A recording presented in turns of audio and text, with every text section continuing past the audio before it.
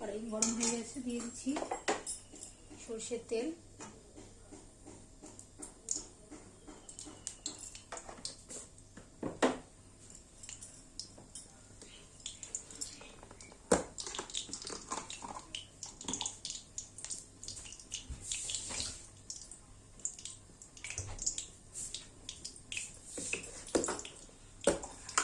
ভেজে রাখা এই যে চাপিলা মাছ, তোমরা কারা কারা চাপিলা মাছ খেতে পছন্দ করো আমাকে অবশ্যই জানিও।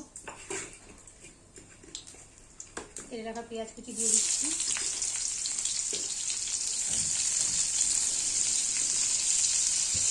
তো আজকের রেসিপি হচ্ছে কাঁচা আম দিয়ে মসুর ডাল রান্না করব। দিয়ে দিচ্ছি সরষের তেল,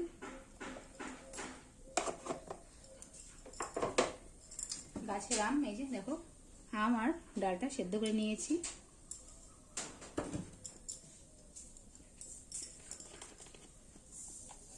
ফোড়নে দিয়ে দিচ্ছি কালো সর্ষে,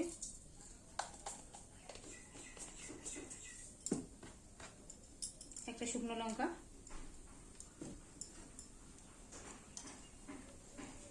যা গরম পড়েছে এই গরমের মধ্যে একটু হালকা পাতলা রান্না খাওয়াটা উচিত, সেটা মাথায় রেখেই আজকের রেসিপিটি।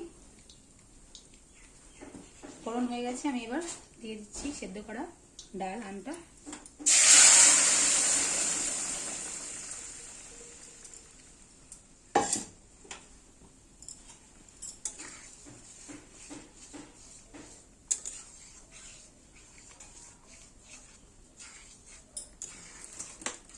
এবার জল দিয়ে দেবো, পাতলা করে নেবো ডালটা।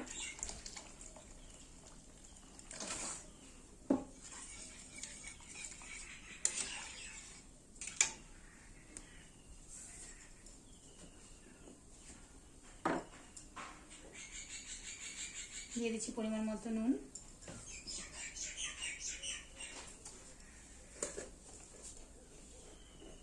পরিমাণ মতো হলুদ গুঁড়ো,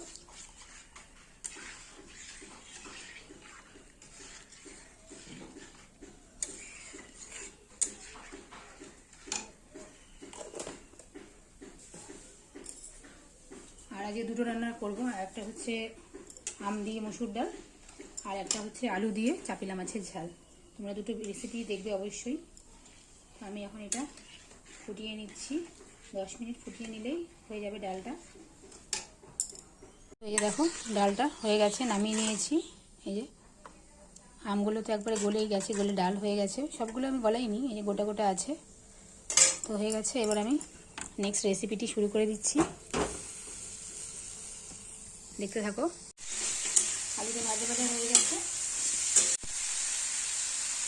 কষানো হয়ে গেছে। এবার আমি জল দিয়ে দিচ্ছি।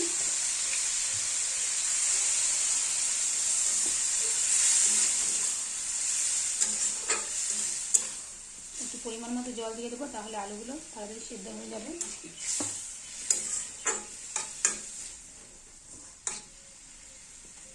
দশ মিনিট চাপা দিয়ে রেখে দেবো, তারপরে মাছগুলো দেবো। আলুটা সেদ্ধ হয়ে গেলে চাপাটা এবার তুলে নিচ্ছি। জলটা শুকিয়ে গেছে, এবার আমি মাছগুলো দিয়ে দেবো। চাপিলা মাছ যেহেতু নরম হয়, তার জন্য দিয়ে বেশিক্ষণ নাড়াচাড়া করা যাবে না, খুব সাবধানে রান্না করতে হবে।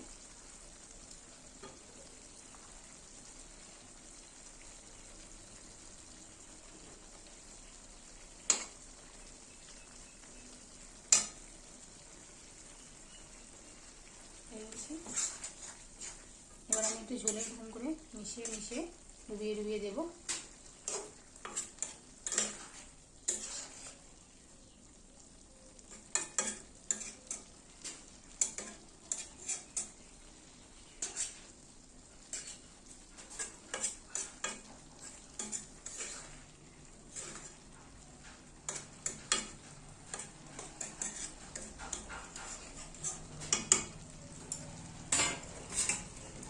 চাপা দিয়ে এবার আবার 10 মিনিট ঝোলটা ফুটিয়ে নেব, তাহলে আলুগুলো মাছগুলো ভালোভাবে সেদ্ধ হয়ে যাবে। ধনেপাতা কুচিটি ছড়িয়ে দিচ্ছি।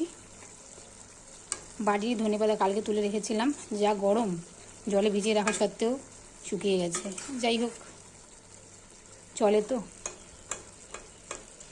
বাড়িতে নিজের হাতেই তৈরি করা, কোনো কীটনাশক ছাড়া জৈব সার দিয়ে করেছিলাম।